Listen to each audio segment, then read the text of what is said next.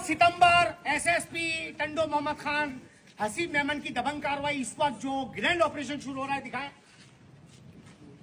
15 in charge मकबूल साहब मौजूद हैं। अभी जैसे ही वो गश्त पर निकले, ऑपरेशन शुरू नहीं हुआ, जैसे ही ये गश्त पर निकले, ये नशा करता है। कितने अरसे से नशा करता है? 5 साल हो गए था। 5 साल नशा, ये 20 साल का है। 20 साल का है, 5 साल से नशा कर रहा है। अभी थाने में लेकर 5 मिनट नहीं हुए, छुड़ाने वाले आ गए।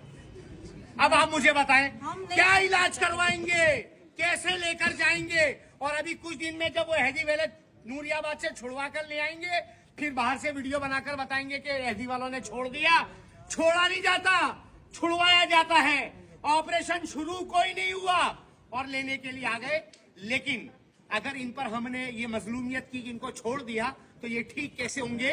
फिर इसके बाद ये भी लगेगा और पूरे टंडो मोहम्मद खान को लगाएगा। हरगिज नहीं छोड़ा जाएगा, इलाज करवाया जाएगा। जज़ाकल्लाह।